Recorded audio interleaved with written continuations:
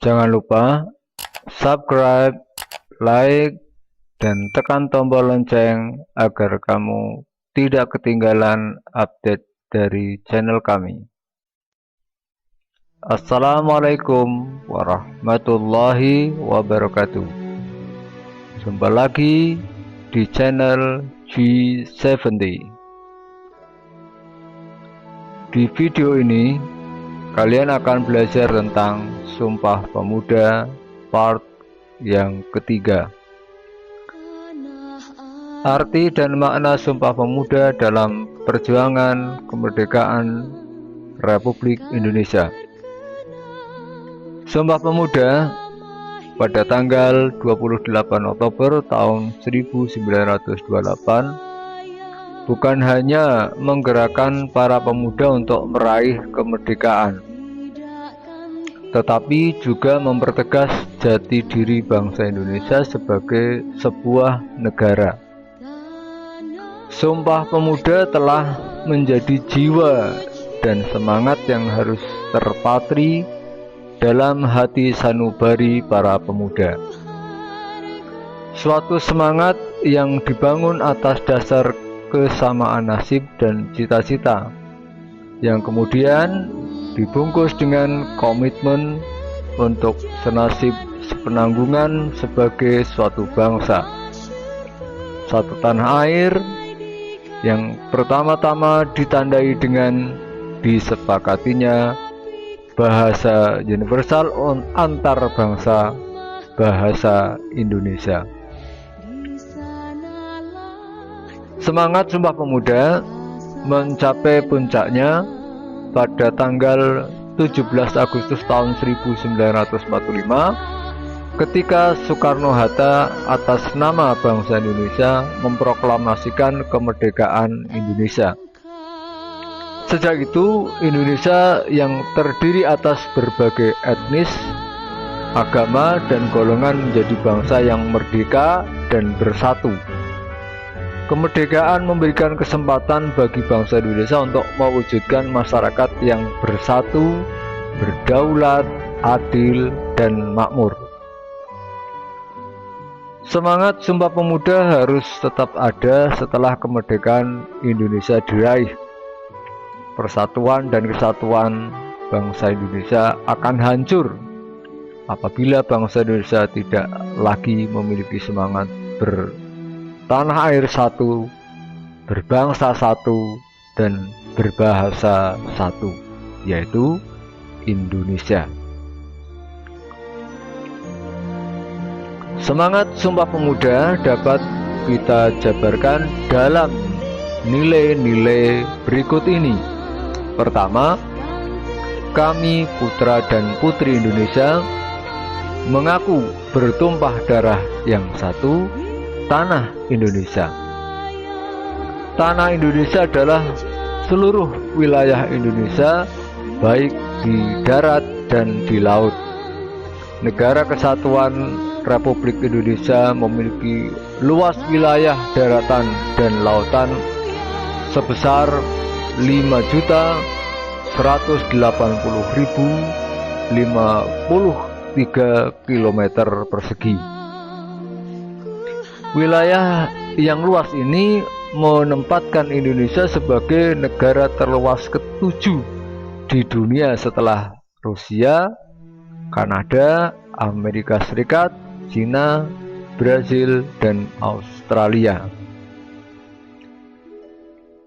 Menurut letak astronomi, Indonesia terletak pada 6 derajat lintang utara sampai 11 derajat lintang selatan, dan antara 95 derajat bujur timur sampai 141 bujur timur.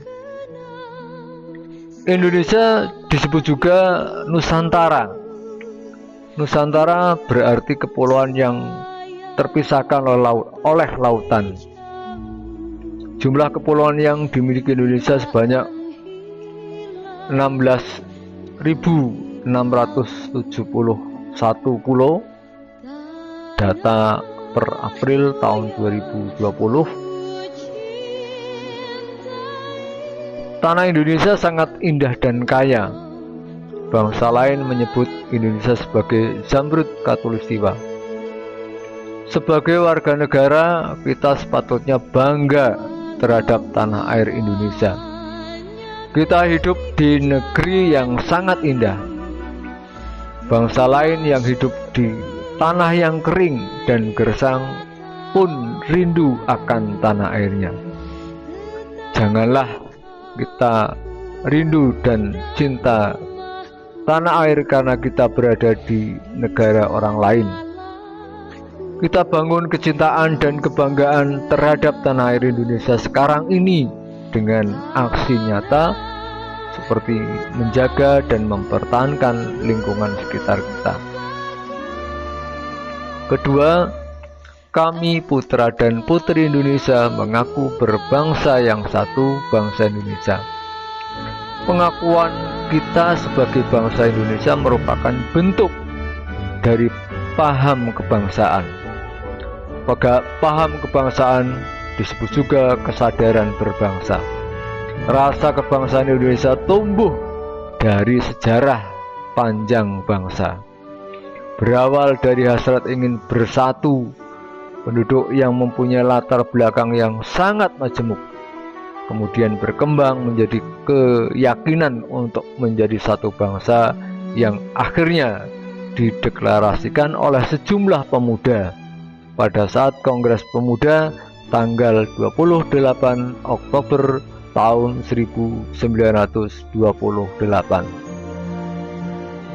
Kita sebagai generasi penerus mempunyai kewajiban untuk melestarikannya.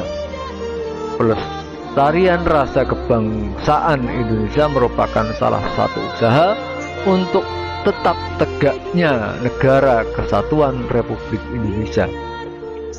Sebagai bangsa, kita tetap harus optimis karena masih banyak potensi bangsa ini yang dapat dikembangkan demi tetap terpeliharanya rasa kebangsaan dan dapat dijadikan pijakan untuk usaha-usaha memelihara dan meningkatkan rasa kebangsaan Indonesia itu sendiri. Ketiga, kami putra dan putri Indonesia menjunjung bahasa persatuan, bahasa Indonesia. Sumpah Pemuda menegaskan bahwa bahasa persatuan adalah bahasa Indonesia. Bahasa Indonesia memiliki peran yang sangat menentukan dalam perkembangan kehidupan bangsa Indonesia. Dalam masa perjuangan kemerdekaan, bahasa Indonesia berhasil menjadi alat komunikasi untuk membangkitkan dan menggalang semangat kebangsaan dan semangat perjuangan dalam mengantarkan rakyat Indonesia ke depan pintu gerbang kemerdekaan. Kenyataan sejarah itu berarti bahwa bangsa Indonesia sebagai bahasa persatuan telah berfungsi secara efektif sebagai alat komunikasi antar suku, antar daerah, dan bahkan antar budaya. Bahasa Indonesia ditetapkan sebagai bahasa negara. Bahasa Indonesia menjadi alat komunikasi di dalam kehidupan bermasyarakat, berbangsa, dan bernegara. Bahasa Indonesia tidak hanya digunakan sebagai bahasa resmi dalam penyelenggaraan kehidupan negara dan pemerintahan, tapi juga sebagai bahasa pengantar pada jenis dan jenjang pendidikan, sebagai bahasa penghubung perhubungan nasional, terutama dalam kaitannya dengan perencanaan dan pelaksanaan pembangunan nasional, sebagai sarana pembinaan dan pengembangan kebudayaan nasional. Kedudukan bahasa Indonesia sebagai bahasa persatuan dan bahasa negara masih harus terus dimantapkan. Kalian semua tentunya sudah terampil berkomunikasi dengan menggunakan bahasa Indonesia. Hanya seringkali seorang siswa tidak menggunakan bahasa Indonesia dengan baik dan benar. Penggunaan bahasa Indonesia dengan baik dan benar mempertegas jati diri kita sebagai bangsa. Demikian materi pembelajaran kali ini. Kegiatan berikutnya kalian kerjakan aktivitas 5.2. Saya akhiri, billahi taufiq wal hidayah. Wassalamualaikum warahmatullahi wabarakatuh.